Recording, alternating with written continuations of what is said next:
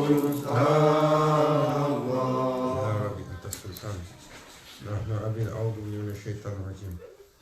الله الرحمن الرحيم الحمد لله وشكر لله ولا إله إلا الله والله أكبر ولا حول ولا قوة إلا بالله العلي العظيم بسم الله الرحمن الرحيم دستور مدد يا سيدي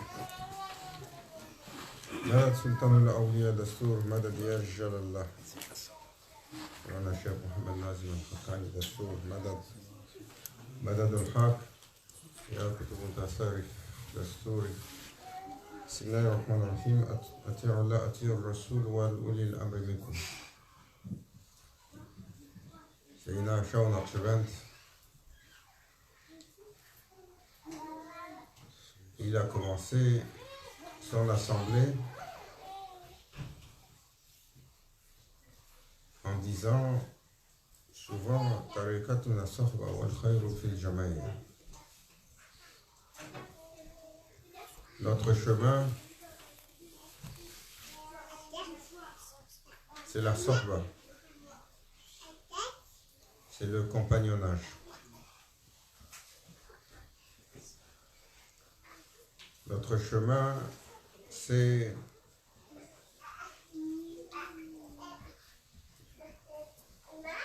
l'accompagnement des cœurs.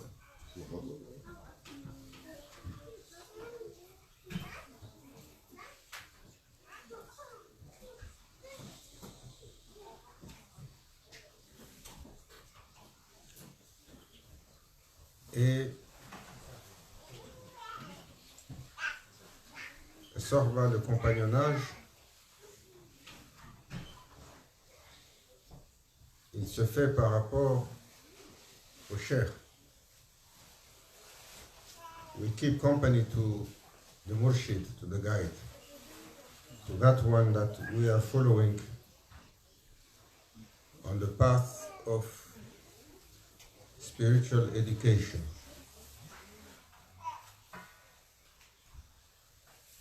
As pour les croyants, Ittiba' Rasoul, suivre le prophète sallallahu alayhi wa sallam, c'est fondamental.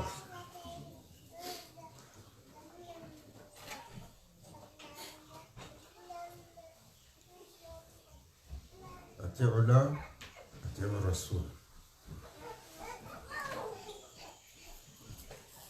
Wa ulil amr. Et Allah Azza wa Jal, il dit, mais aussi tous ceux et celles qui sont en autorité.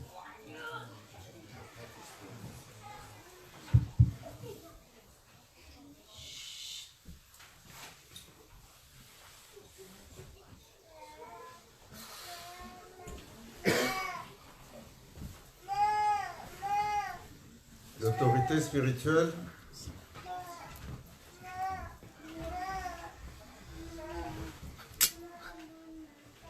comme un site.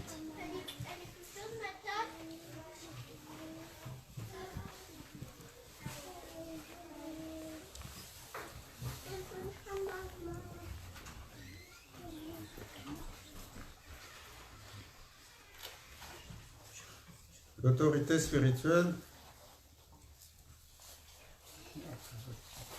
Allah Azza wa Jal rappelle lorsqu'il dit Qul in kuntum tuhibbuna Allah fattabi'uni yuhibbukumullah. Il dit au prophète,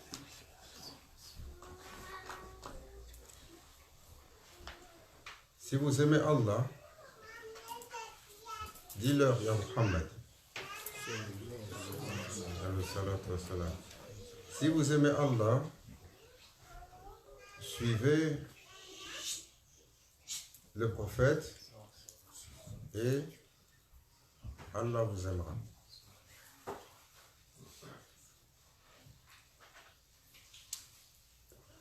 Pour nous, c'est important de suivre le prophète sallallahu alayhi wa sallam parce que c'est la base fondamentale de l'existence.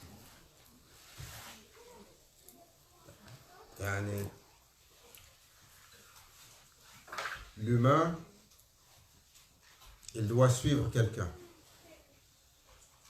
Quand il naît, il est avec ses parents. Il suit ses parents.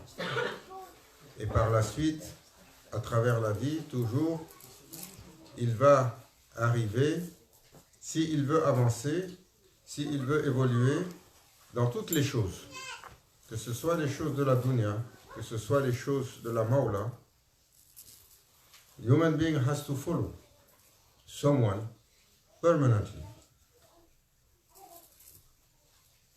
And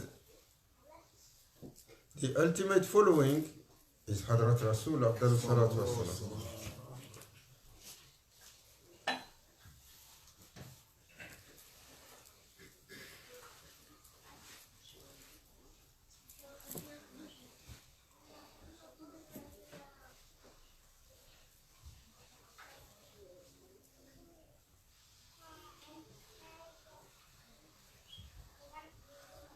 Ce verset, il est subtil parce que il parle d'une relation avec Allah qui est basée sur l'amour.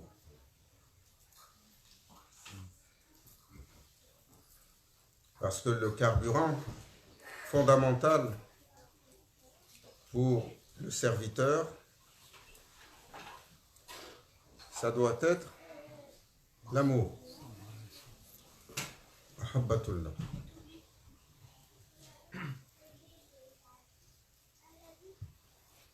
Le serviteur, on a tort aujourd'hui parce que l'islam, on l'enseigne avec beaucoup de craintes, beaucoup de contraintes. Si vous rentrez dans les dourous, vous entendez « Ah, il faut faire attention à ça. Si tu ne fais pas attention à ce que tu fais, il y a une punition pour ça. Si tu ne fais pas attention à ça, il y a une punition. Si tu ne fais pas attention à ça, Jahannam. Si tu ne fais pas attention à ça, c'est du kufr. Si tu ne fais pas attention à ça, c'est du haram. Si tu ne fais pas attention à ça, c'est du shirk ou c'est de la bid'a. C'est devenu aujourd'hui notre enseignement. Alors que le prophète sallallahu alayhi wa sallam, quand il a parlé d'Allah azza wa jal, jalla jalaluhu, aux Sahaba al-Kiram, ils ont été dans une extase et dans un désir de cette rencontre, dans un désir, dans un amour qu'on ne peut pas mesurer. Et leur ibadah, their worshipping was because they wanted to please Allah Azza wa Jal, not to deceive Him, out of love and thankfulness.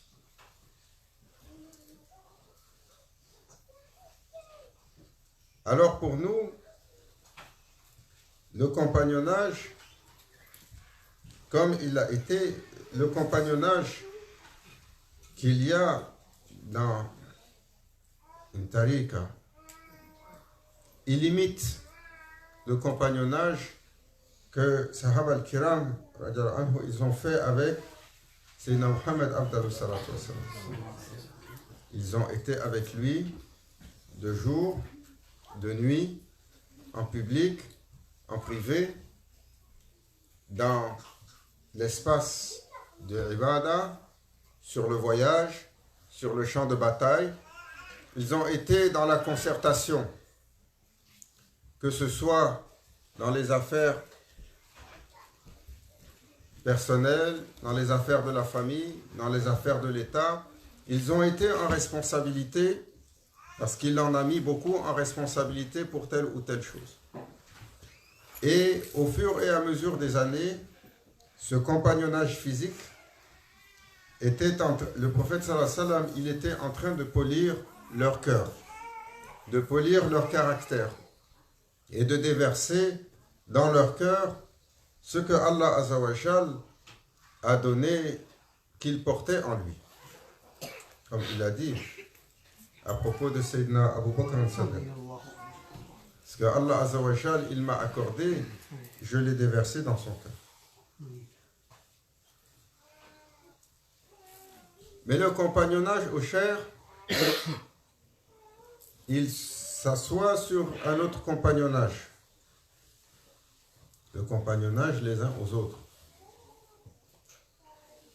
Et la base de ce compagnonnage-là, comme pour le cher, comme pour le prophète, comme pour Allah Azzawajal, Mahabbatullah, son précurseur pour nous,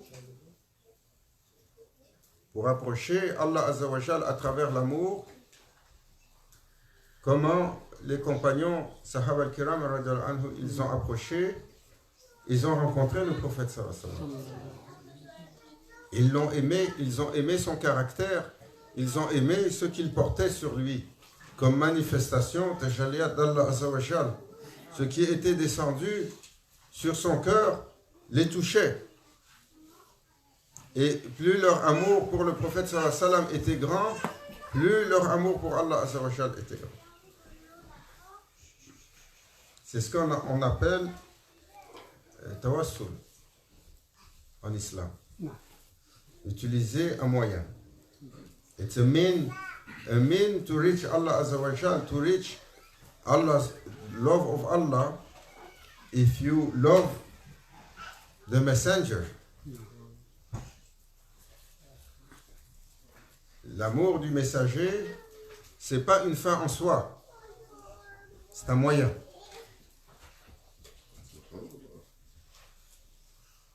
Et c'est un moyen incontournable.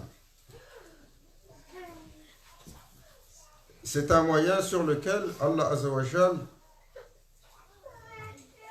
il a dit, il n'y a pas de demi-mesure possible. Allah, il décrète sa satisfaction pour le prophète sallallahu alayhi wa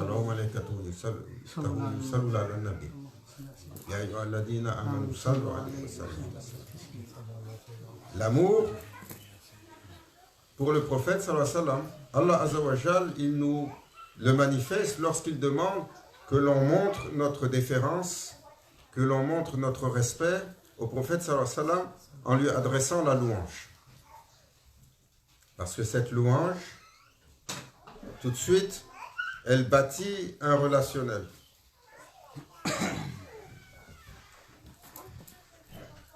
Regardez, en dépit de tous les efforts du shaitan, en dépit de tous les efforts des serviteurs du shaitan, à travers presque maintenant plus de 14 siècles que l'islam est arrivé. Regardez l'amour et le respect que les musulmans ont pour le prophète sallallahu alayhi wa sallam.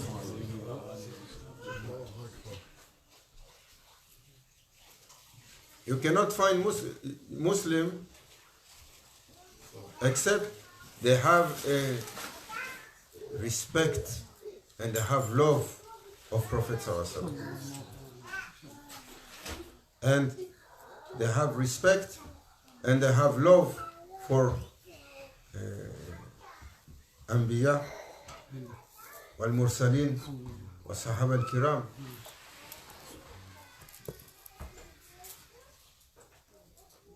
And that's why when we speak about them, we speak with ihtiram, with respect, saying we are going to call upon them with a title and with a salutation. We say Sayyidina Ibrahim alayhi salam.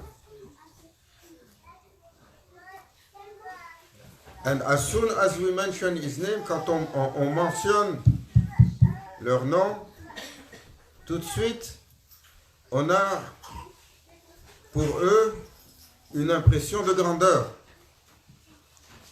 On a pour eux une suprématie et on sait qu'ils sont au-dessus de nous. On a pour eux une admiration exceptionnelle. On a pour eux une attention qui fait que leur exemple, on essaye de l'imiter. On essaye de le connaître. Et c'est un principe important en islam, toujours de suivre les bons.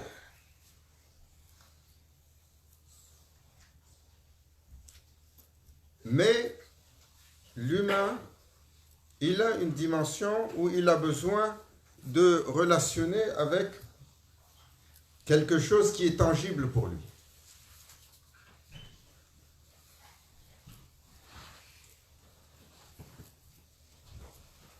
Because everyone is worshipping Allah. But everyone has a different understanding of Allah Azza wa Jal, or a different approach, or a different idea, or what we think. Notre compréhension d'Allah Azza wa Jal, il diffère d'une personne à l'autre.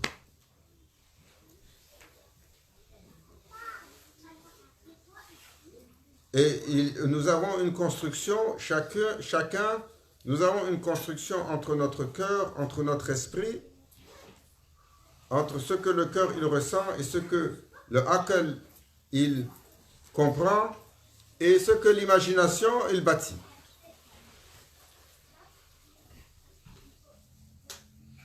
Et pourtant, pour le serviteur, il doit laisser l'imaginaire, il doit élever l'intellect et il doit purifier et élargir le cœur.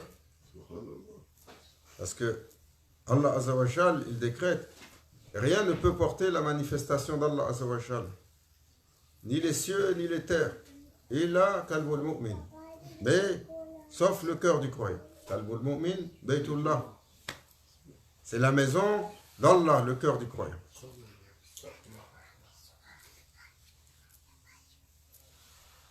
Et Mahabbatur Rasul sallallahu alayhi wa sallam, on l'apprend en aimant les gens d'Allah, Ahlullah, en aimant les gens qui sont pieux, en aimant les gens qui sont vertueux, en aimant les gens qui sont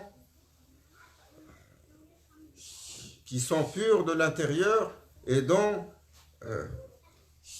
le cœur, il est présent dans la présence d'Allah Azza wa Jal.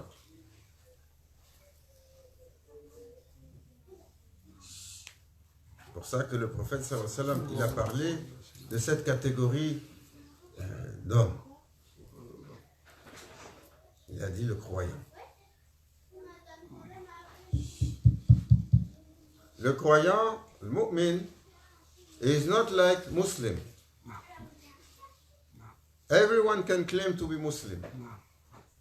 But mu'min, le croyant, personne ne peut revendiquer cela, excepté celui à qui Allah Azza wa Jal il a accordé et celui qui est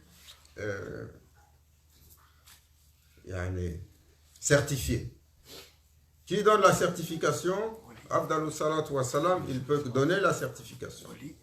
Ou awliya, ceux à qui Allah Azza wa Jal il a donné la vision. They have basir, they can see with the light and the power of Allah Azza wa Jal, as Allah mentioned in Hadith Qudsi. Ils ont cette capacité si Allah leur donne. Mais pour les communs, oui, c'est nahnu muslim.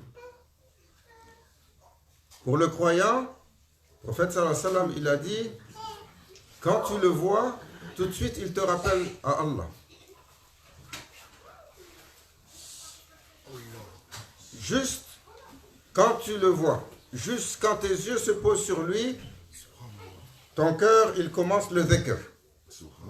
Le dhikr d'Allah. That's what Prophet sallallahu alayhi wa sallam said. The believer, when you see him, you remember Allah. Remembrance is dhikr. Tout de suite, le cœur, il commence à avoir la manifestation de la présence d'Allah Azza wa Jal parce que tu l'as vu. Qu'est-ce qu'il porte sur lui et qu'est-ce qu'il porte dans lui? Il porte sur lui une manifestation, il porte dans lui une réalité. Et ça te touche. Sometimes you will meet people and you will look at their face. Oh, Allahu Akbar. You see, yani, nur. You see cleanness. You look at the face, you cannot be attracted to anything into this dunya except you are like hypnotized by what is coming from their face. Allah chose. Allah Azza wa Jal, il a choisi parmi ses serviteurs comme ça.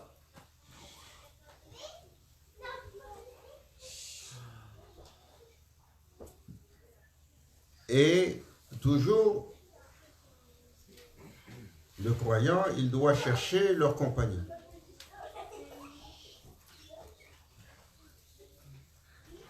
Ya ayyuhalladhina amanu ittaqullaha wa kunu ma'as sadiqin. Il doit chercher leur compagnie. Comme Sayyidina Moussa alayhi salam, il a cherché la compagnie de Sayyidina Khidr alayhi salam.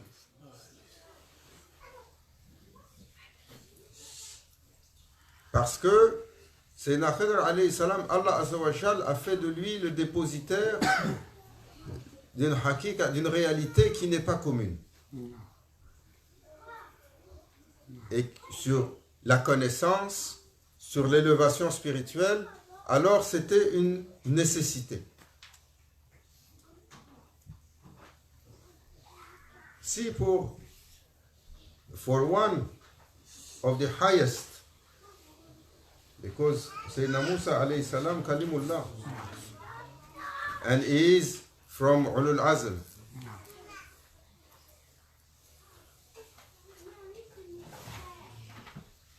Pour un des plus élevés, Allah Azza wa Jal lui a dit, Ya Moussa, si tu veux avoir cette connaissance, Ma'rifatullah, va chercher mon serviteur. This is, it means to come to that level of knowledge.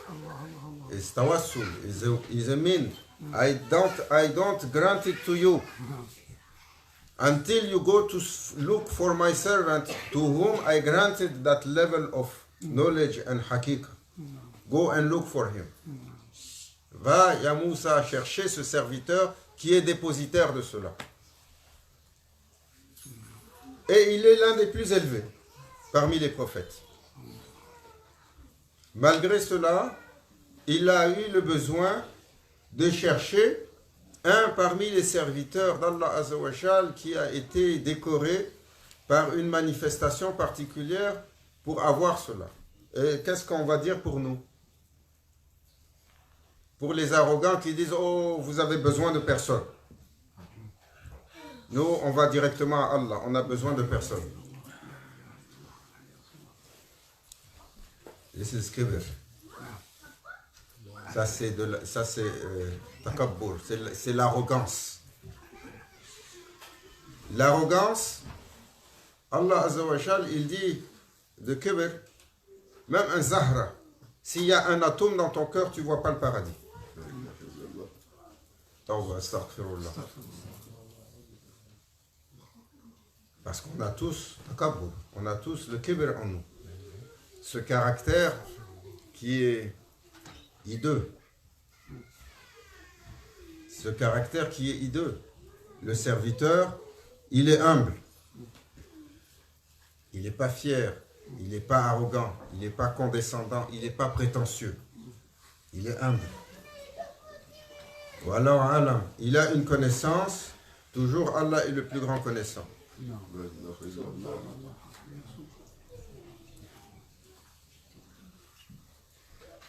Alors, l'amour du prophète sallallahu alayhi wa sallam, on va l'élargir en nous, on va le développer en nous avec mahabbatul awliya, l'amour des gens d'Allah. Quand tu as awliya al-kiram, Sayyidina Abu Bakr al-Sadiq, il n'est pas simplement un sahabi, il est également parmi cette catégorie des amis d'Allah. Quand tu entends parler de lui et tu regardes sa vie et tu vois son cheminement, l'admiration, le désir d'être comme lui, le désir de suivre. Tout de suite, l'intention d'être meilleur, il vient. Quand tu entends à propos de Sayyidina Salman Farisi,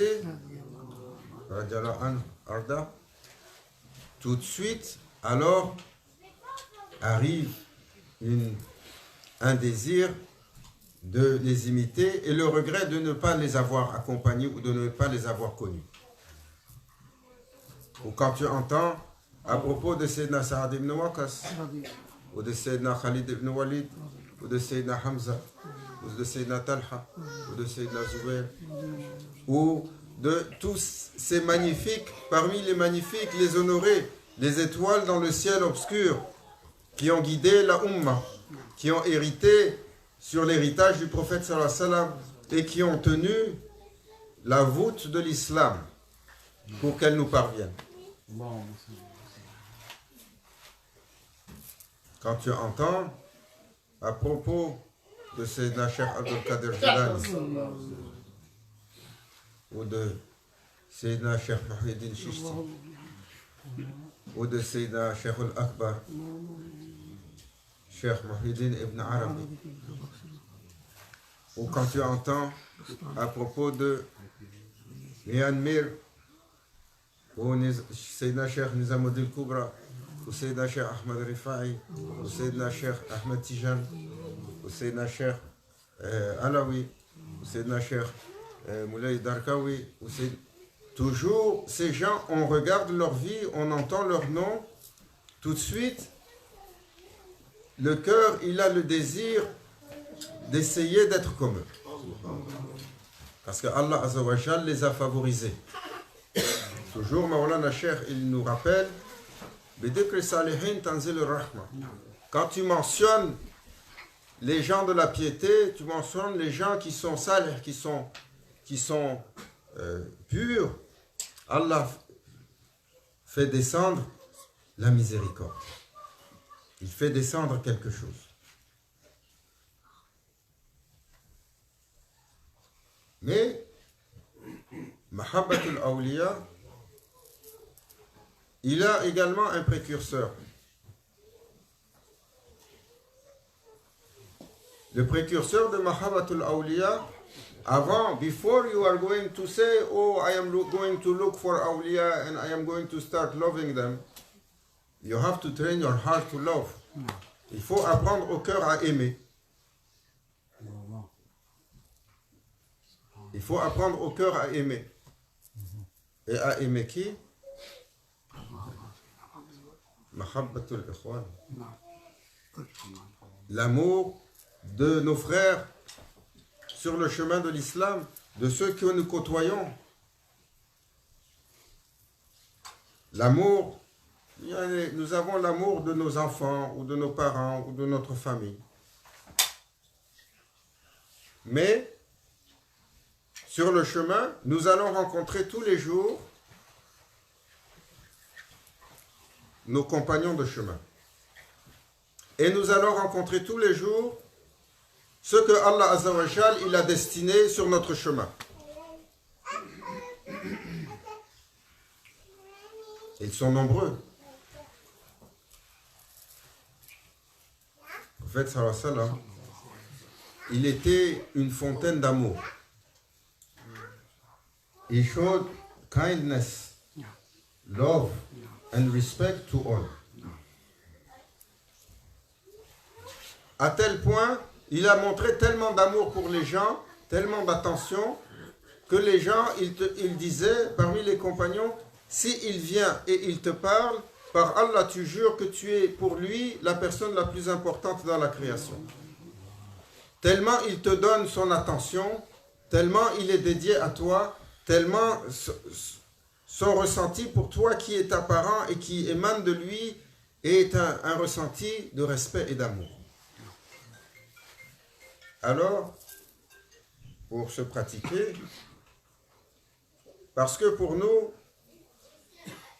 l'amour d'Allah Azza wa Jal, il s'apprend avec l'amour de ses créatures. C'est un pas. We have to learn how to love properly. Because if love is what it's your aim, you want to love Allah. If you, in order to worship properly, you have to love.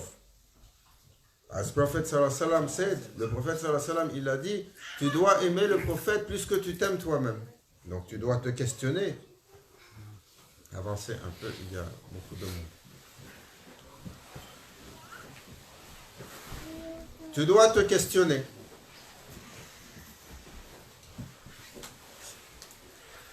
Alors ça commence par l'amour fraternel.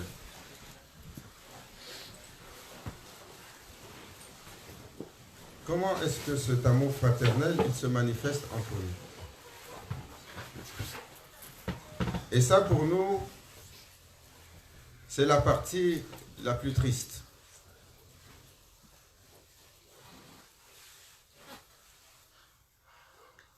Parce que dès que nous sommes avec un autre, le frottement commence et on est mis au défi. Et nafs, il ressort. Et les caractéristiques ressortent. Et la zaouya est un microcosme particulier. Hein, souvent, on pense que quand on vient dans un espace comme ça, tout est zen, hein, tout est bien lisse et tout est bien doux.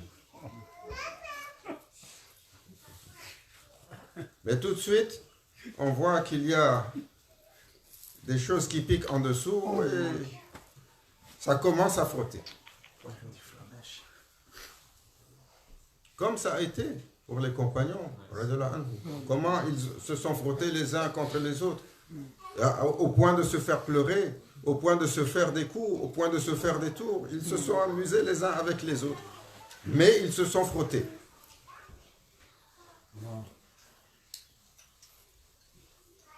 Et notre mesure à nous, de notre sincérité sur le chemin, c'est comment on est capable de s'asseoir les uns avec les autres dans l'amour et dans le respect. Et on n'y arrive pas. Il n'y a pas de mystère. Il faut se poser la question. Si on reste un peu ensemble, tout de suite on commence à se taper sur le système. Il n'y a pas une journée où on rentre ici, il n'y a pas une chicane qui poigne quelque part entre le bas et le haut.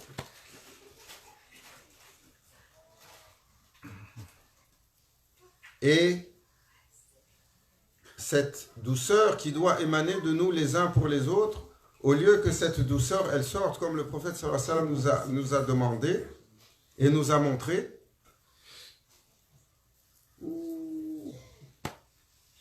Le fiel, il sort, l'amertume, les paroles qui sortent, agissent, même dans un lieu de prière, entre nous.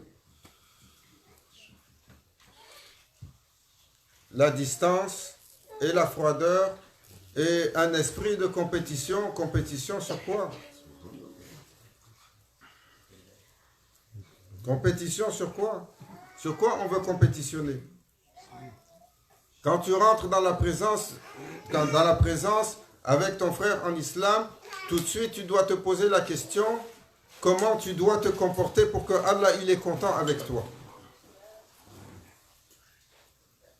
La première chose que nous demandons, c'est notre droit.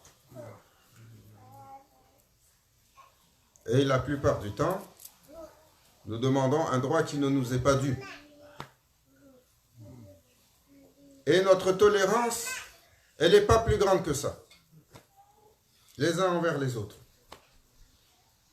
Et on n'arrive même pas à s'asseoir parce on ne peut pas porter le frottement ou la controverse. Alors, les gens sont assis. C'est comme ça. Si vous regardez l'exemple du prophète sallallahu alayhi wa sallam, il a respecté tous, il a aimé tous. Jusqu'aux gens qui étaient, qui avaient une apparence repoussante. They have a disgusting appearance. Prophet sallallahu alayhi wa sallam was kind to them and loving them and saying, these people, Allah loved them. And among them, Ahlul Safa. Les gens qui avaient cette apparence, ils sont Ils n'ont même pas la propreté du corps, parce qu'il y avait des gens qui étaient très pauvres, qui étaient très démunis. Et il y a des gens qui étaient dans la contemplation, ils ne s'occupaient même pas de leur corps. Ou il y avait des esclaves. Et le prophète sallallahu alayhi wa sallam, il leur montrait tellement de respect. Il disait, il a dit sur un esclave noir qui est passé, lui c'est un Abdal. 40 hommes les plus élevés sur la terre, lui. Quand elle est venue, la femme qui nettoyait le masjid, la mosquée du prophète sallallahu alayhi wa sallam, quand, après un certain temps, il ne l'a pas vu, il a dit, mais où il est passé? On dit, ah, elle nous a quittés. Il a dit, mais pourquoi vous ne m'avez pas informé? Il s'est levé, il a fait Janaza Anil Ghaibin, il a demandé qu'on l'amène sur la tombe. Et il est allé la visiter pour aller faire la prière pour elle. L'attention qu'il avait pour les pauvres, pour les démunis, pour ceux que personne n'aime, les gens étranges. Hein? Toujours, si ça ne fit pas avec nous, on veut repousser les gens. Yani takabbur, on pense qu'on est meilleur que qui? On pense qu'on est meilleur que qui? Si moi je ne vous dis pas ça aujourd'hui, je ne vous rends pas service. C'est Allah qui décide qui est le meilleur. Le prophète sallallahu alayhi wa sallam, il a dit, je prie Allah azza wa jal, tellement il y a de la dureté entre les humains. Je prie Allah azza wa jal que le jour où il fait rentrer les enfants d'Adam au paradis, il fasse la porte si grande que tous ils rentrent avec le même pas, un il rentre pas avant l'autre. Parce que même là, il y a une possibilité d'injustice. Tellement cet humain-là, son nafs, il est détestable. Et Qassaman Billah, nous avons tous l'impression que nous sommes meilleurs que l'autre. C'est pas vrai? Il faut qu'on soit honnête avec nous-mêmes. Et ça, c'est pas simplement pour vous, c'est pour moi. Tout de suite, c'est pour moi, celui qui vous parle. Quand il vient la pensée dans ma tête, je dois dire Hasha, Tauba, Astaghfirullah. Ya Fulan, comment tu penses comme ça? Ça, c'est une créature d'Allah. Il a une promesse le jour du jugement dernier. Peut-être c'est sur son doigt que tu rentres au paradis, tu ne sais pas. Tu ne sais pas. Et Allah sait ce qu'il y a dans le cœur de son serviteur. Nous sommes tellement prompts à nous juger les uns les autres. Et nous nous faisons mal les uns les autres. Et il ne faut pas penser que ce qu'on se dit ou ce qu'on se fait, ça ne se voit pas ou ça ne s'entend pas. Si moi je suis capable de le voir, je suis capable de l'entendre, imaginez ceux qui écrivent pour vous. Imaginez votre Seigneur. Votre Seigneur qui, même le murmure de la dernière fourmi dans le trou le plus profond de la terre, il sait ce qu'elle dit, il sait ce qu'elle pense, il sait ce qu'elle fait. Si ce n'est pas par sa permission, cette fourmi, elle a levé la patte ne retombe pas par terre. Allah, il peut tout et il sait tout. Yani, le chemin de l'islam, c'est sur l'excellence caractérielle et comportementale. Ils vont venir au prophète sallallahu alayhi wa sallam, et ça c'est la parole de Sayyidina Muhammad afdalu salatu wa salam. They will come with their siyam, it will be thrown to their face. They will come with their zakat, it will be thrown to their face. Combien ils vont venir avec leur ibadah, et sa prière, et son jeûne, et son hajj, et Allah Azza wa Jal, il va dire, ça tu as fait pour toi, pour que les gens ils disent, tu n'as pas fait pour ton Seigneur. Ce que Allah Azza wa Jal demande, c'est le caractère noble. C'est celui qui, par amour pour son Seigneur, il aime son prochain. Il fait attention à lui, il veille sur lui. C'est ça, pour le serviteur, Ubudiyya. C'est pas autre chose. Le serviteur qui est abd, il a deux fonctions avec son Seigneur. Il l'adore, il le sert. Ubudiyya, we know. Yani you do salat, you read Quran, whatever worshiping you do, we know. How you serve Allah. Comment tu sers ton Seigneur? Comment tu vas servir celui qui soutient tout? celui qui est par lui-même? Comment tu vas servir celui qui a tout créé? Comment tu vas servir le Seigneur des mondes?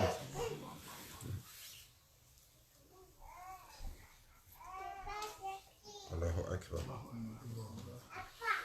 Comment le prophète sallallahu alayhi wa sallam l'a servi? Il a servi sa création.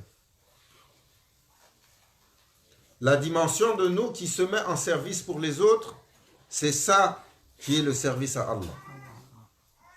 Comment tu sers ton prochain, comment tu sers tes parents, comment tu sers tes enfants, comment tu sers ton voisin, comment tu sers ton frère en islam, comment tu sers la Ummah, comment tu sers l'humain.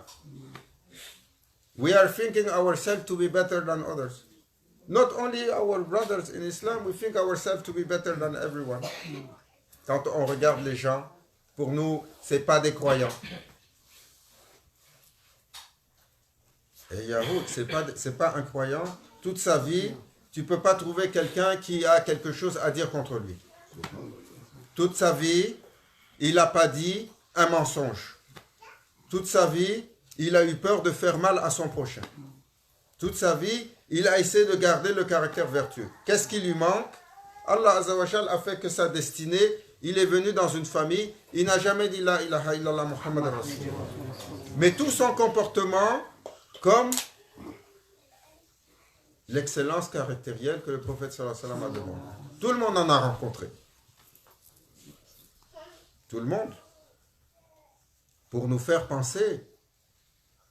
Allah Azza wa Jal, il dit, ce qui est important le jour de la rencontre, c'est pas les titres que vous allez arborer sur vos fronts. Yani ana muslim, chaud, tu es musulman, c'est quoi ton action? Tu le prouves par quoi?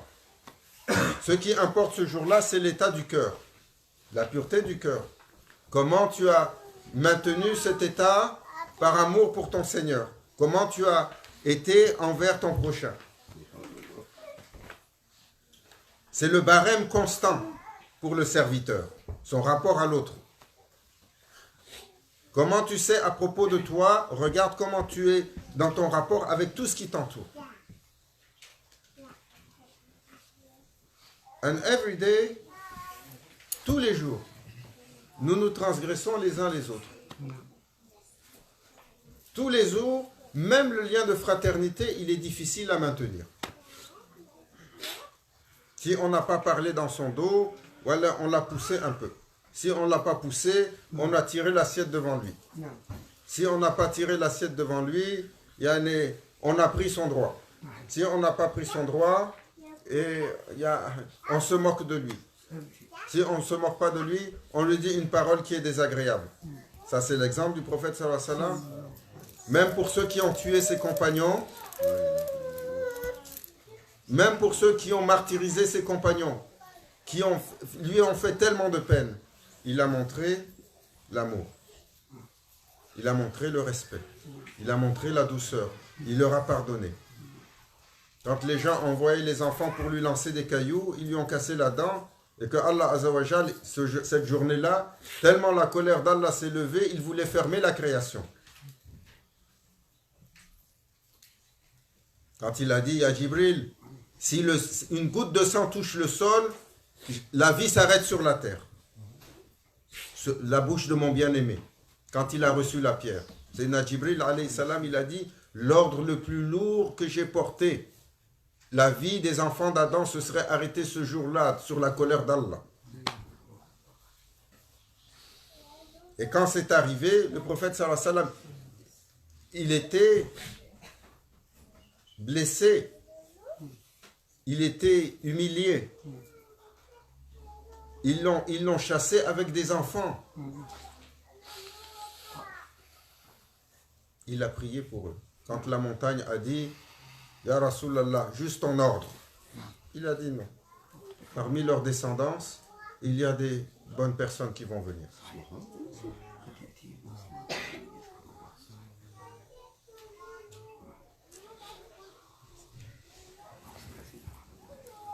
Ô croyants, ô croyantes, Ayyuhan-nas, ô nos frères, nos sœurs en islam. ce rapport que nous avons aux autres, c'est notre choix. C'est notre choix.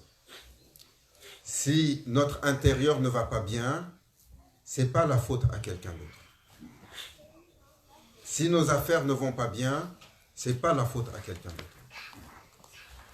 Si notre vie, elle ne va pas bien, ce n'est pas la faute à quelqu'un d'autre. Nous avons Bani Adam, Allah Azza wa Jal, il les a mis sous la règle de Asbab, la causalité. Nous sommes responsables de notre bien-être. Nous sommes responsables de notre bonheur. Nous sommes responsables et très souvent, les tumultes que nous avons à l'intérieur de nous, ils sont une résultante de notre comportement. Mais on demande à n'importe quel... Oh, Foulan, comment tu... Oh, moi, j'ai que des bonnes intentions. C'est comme ça qu'on parle de soi. On pense qu'on n'a que des bonnes intentions. Et on va dire aussi qu'on n'a que des bonnes paroles, on n'a que des bons gestes. Dans une journée, combien de fois on transgresse les autres? Combien de fois? Combien de fois on transgresse les autres dans une journée? Même sur le regard. Tu l'as regardé et ce que tu as vu, ce n'est pas autorisé pour toi, c'est une transgression. Tu l'as regardé et le hasad, il se manifeste dans ton cœur, tu viens de lui faire mal. Comme du feu, tu le brûles, ton frère. Tu l'as regardé avec envie, comme du feu, tu le brûles.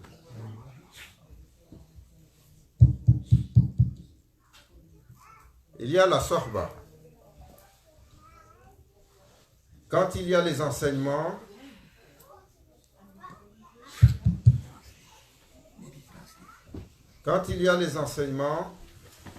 Yani Maulana Cher, il n'accepte même pas que quelqu'un il se lève. Et vous voulez avoir des conversations, vous allez en bas, vous allez en haut, vous allez dehors quand on fait les enseignements, s'il vous plaît.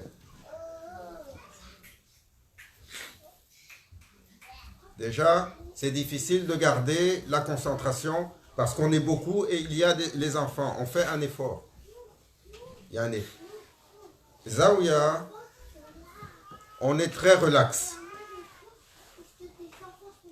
pour ne pas mettre de contraintes sur les gens. Mais son standard, il est plus élevé parce que c'est un endroit de protocole. Et ça, on doit le garder. Nous, c'est pas parce que je parle pas sur certaines choses qu'il n'y a pas de transgression. Il faut faire attention. Vous ne m'entendez pas parler comme ça, ça fait des années, je ne dis rien. Mais il faut faire attention. C'est un sanctuaire. Vous rentrez pour le ibadah dans n'importe quelle place, c'est un sanctuaire.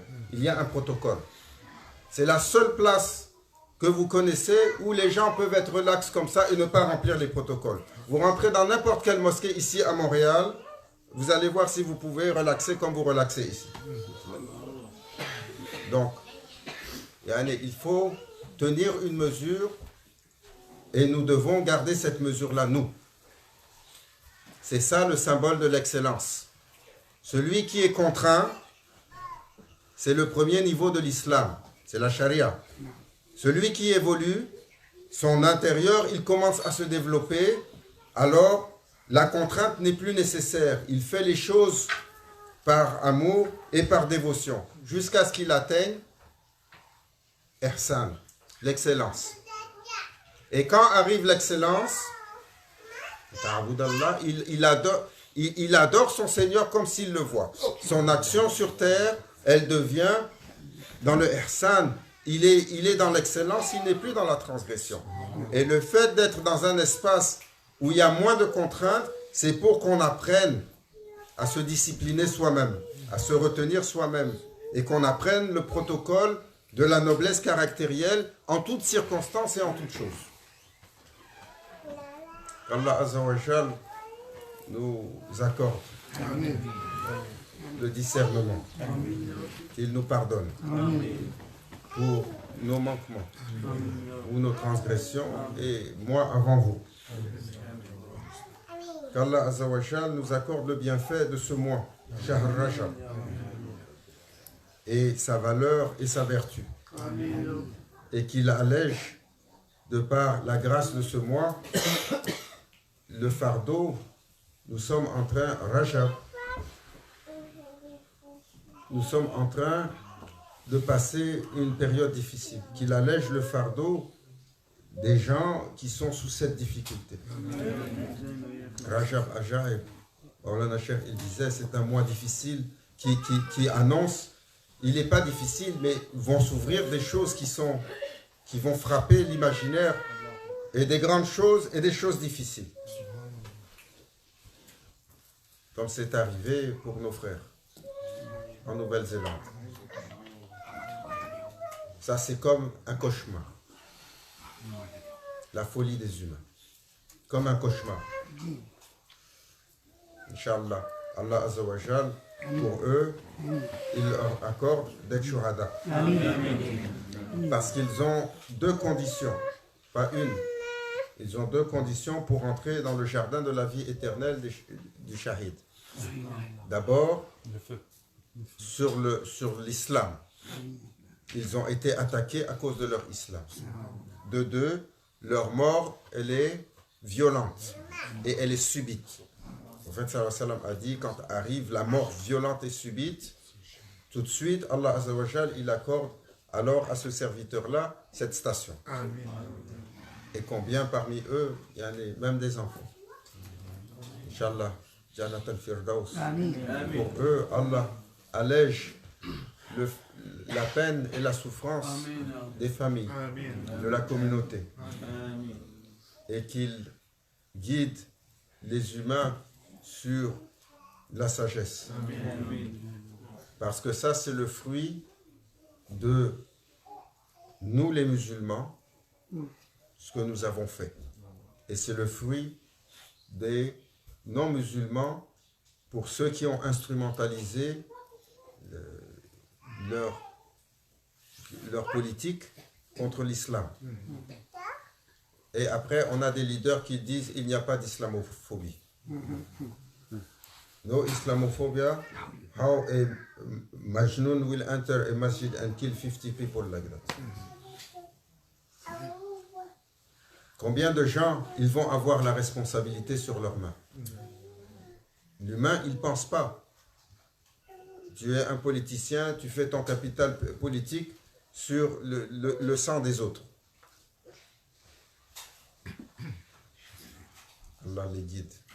Inch'Allah. Ceux qui refusent la vérité, qu'Allah les guide. Ceux qui refusent, alors qu'Allah Azza wa Jal nous protège de leur mal. Et protège l'humanité de leur mal.